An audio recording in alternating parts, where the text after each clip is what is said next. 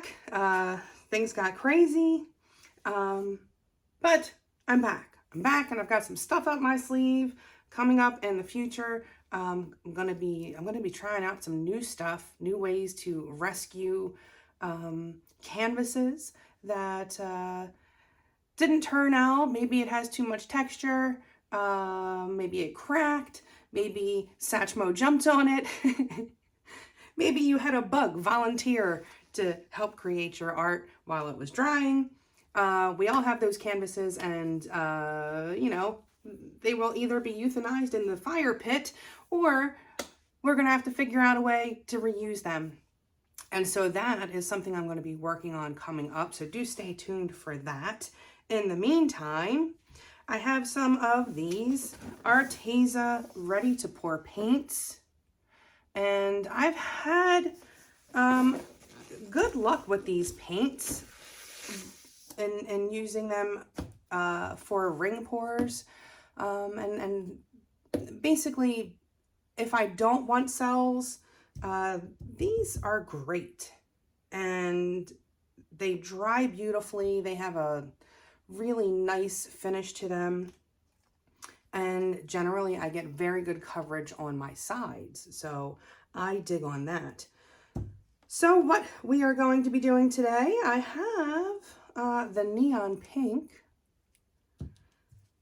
the neon purple, and carnation pink.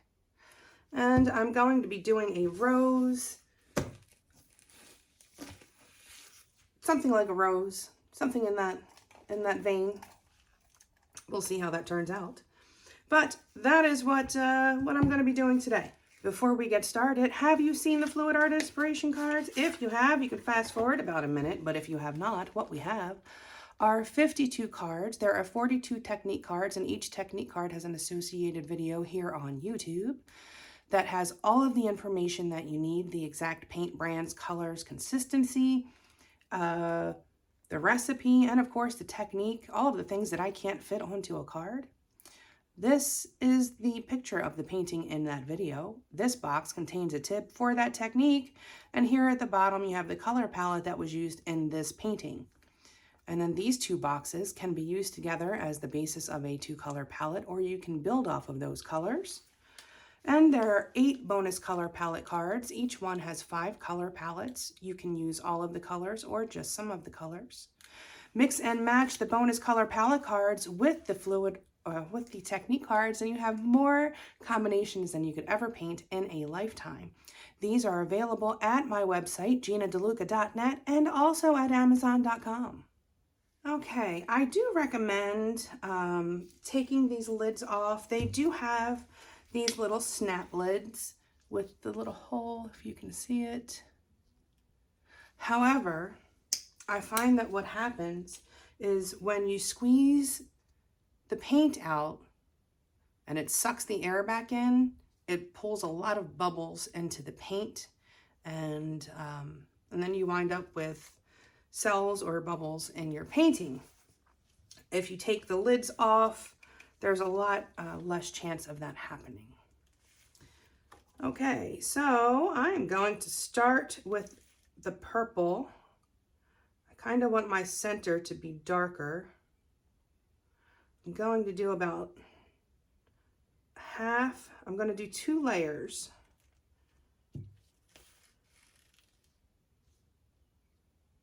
I think this is the order I'll go.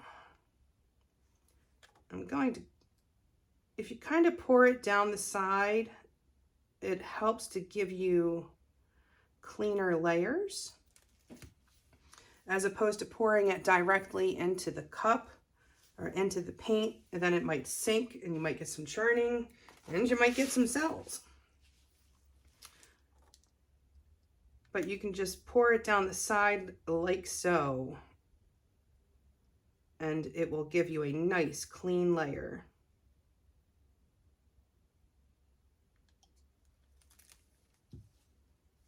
Okay, and repeat.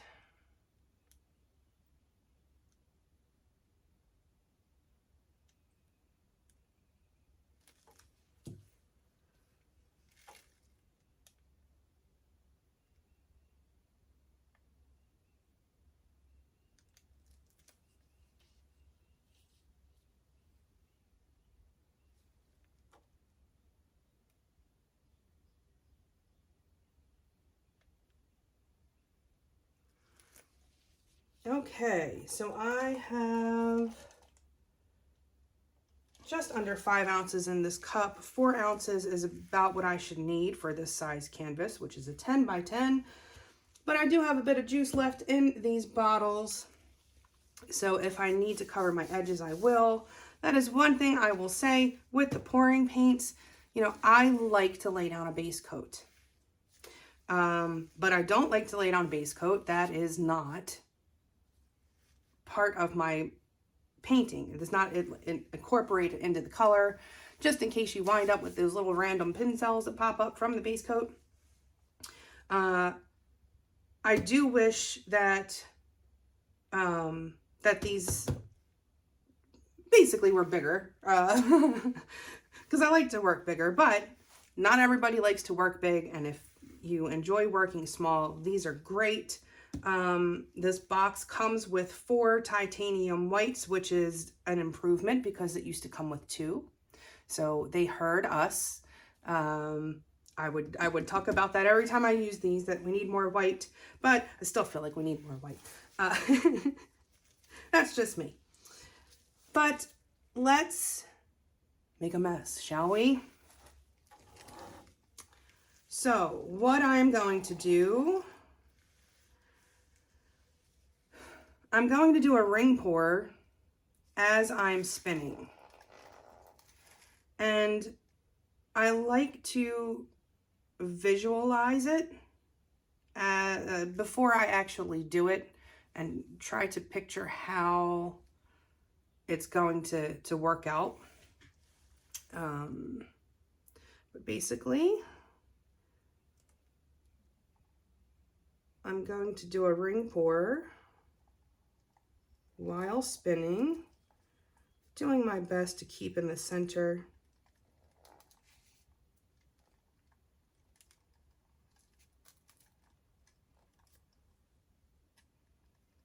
And then I'm going to change directions. And I'm going to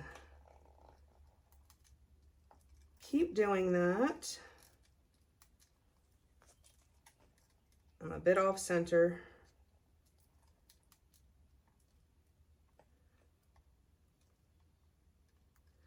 As I get towards the end of the cup, I will get closer to the canvas. This will give me more control.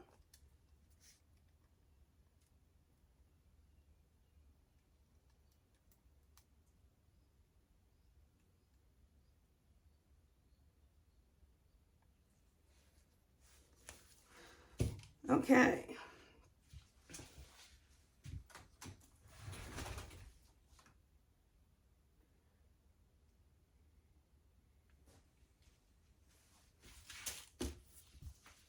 I'm going to take my skewer and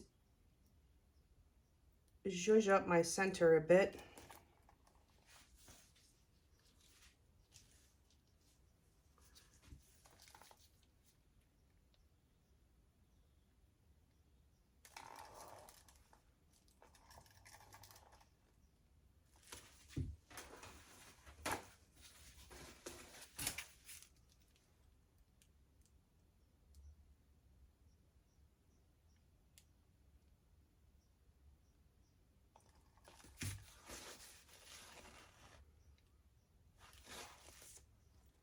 All right, I don't want to mess with it too much.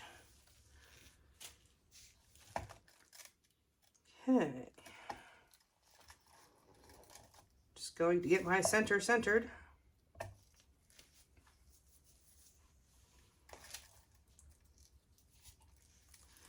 do have a bit of juice left in this cup.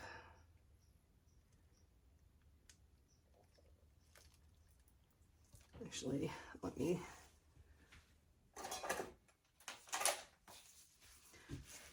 grab a tool to get this out, and I can just zhuzh up my corners a bit. It's going to get covered. It doesn't have to be gorgeous. This is just to allow it to slide around a little easier on those corners, because they can be a little tricky.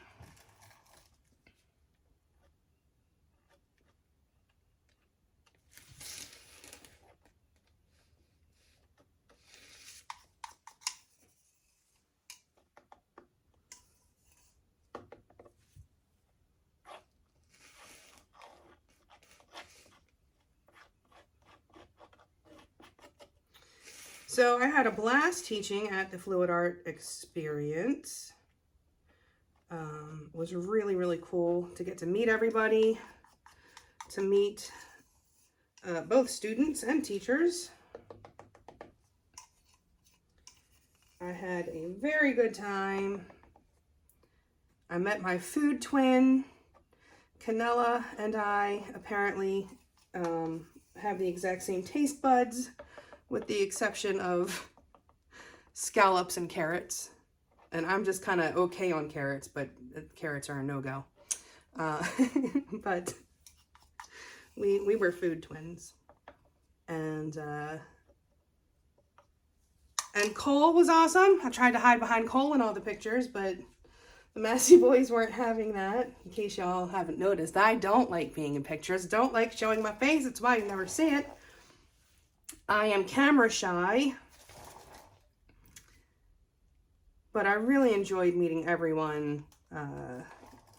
Kathleen is a sweetheart. Everybody was so, so sweet. Nate Bright was my emotional support animal while I was there. I'm kind of like a chihuahua in certain situations, and Nate was right there. He could tell when I was starting to get a little antsy. And we went out and did karaoke. That was a lot of fun. So, if you're on the fence about attending one of these events, I had a blast. And, you know, I'm kind of like Mikey, you know. She likes it. She hates everything. I don't hate everything. I just get very nervous in social situations. Okay. Got a little bubble there. Let me dispatch these bubbles before I spin. I'm not torching. Not that you can't torch these, but I'm just trying to keep other bubbles from popping through. Okay, I'm going to give this a spin. Don't know how much it's going to look like a rose, but it's going to look super cool under a black light. I know that much. Let's give her a twirl.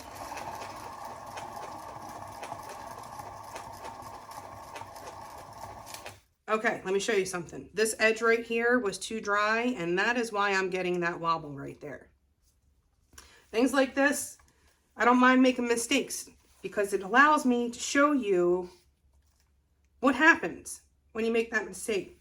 So because this was dry and this wasn't, this slid easily, and that dry space fought back. And that is going to change your line. So if you want a ring pour and you want that ring pour to be a perfect ring, your best bet is laying down a full base coat first, over the edges, all the way around, and that is going to give you the smoothest stretch. Let me just recenter my center.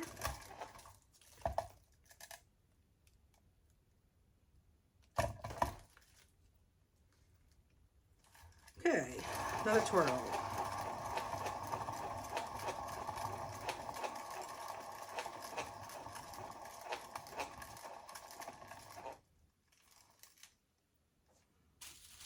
Well, this bubble is causing a problem. Okay, the torch you get.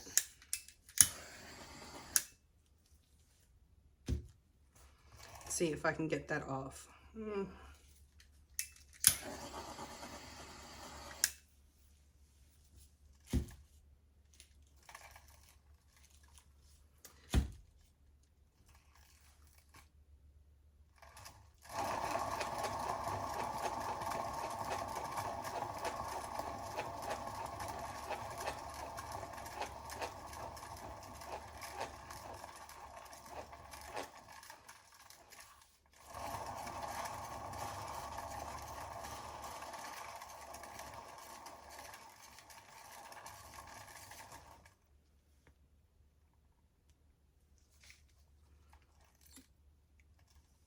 Just give these corners a bit of love, just picking up some of this dripped paint.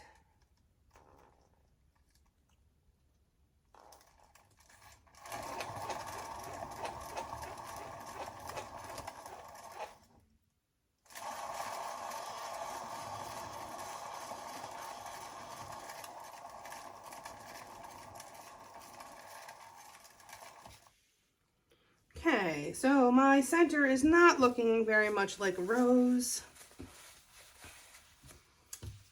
Let me see what I can do.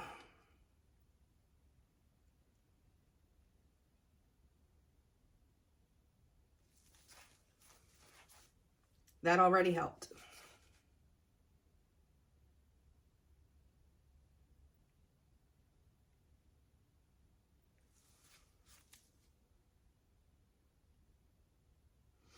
I have had too much coffee today, I think. I am not making this better. Should have stopped after that first one.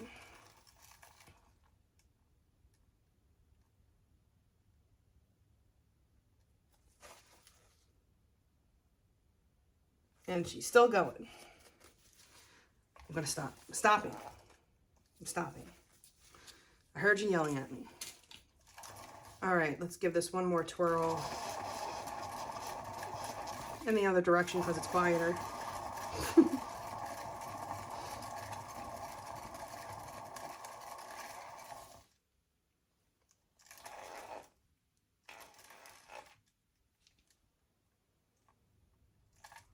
Okay, well, you know, they don't all turn out exactly how you want them.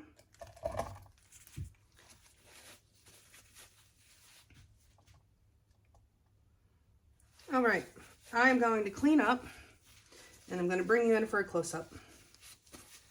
Back in a few. Okay, here it is. Not exactly what I was going for. I think I know what I did wrong. I was too much in the center while pouring. I kind of need it to be a little more off center while spinning to get the effect that I was seeing in my mind. It's my first time back in like a month, you know, so it happens. But I think this is probably going to look pretty darn cool under a black light. So let's see what that looks like. Okay, so here it is under the black light. Let's see.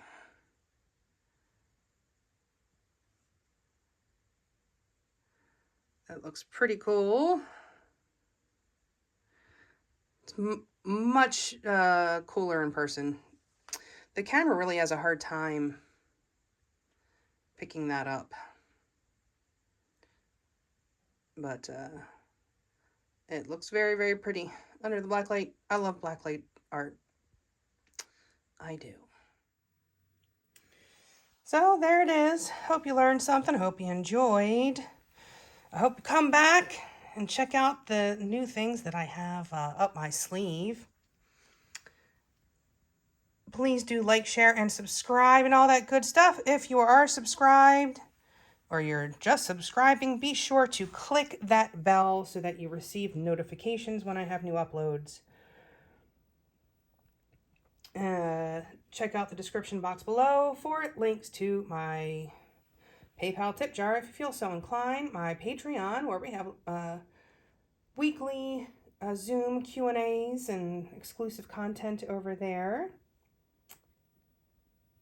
Also in the description box you'll find links to my affiliates, Arteza being one of them, as well as Deco Art and Fluid Art Company, Color Art, Amazon, anything that you purchase off of those websites using those links and coupon codes in my description box, I receive a small commission at no additional cost to you. It really helps the creators out.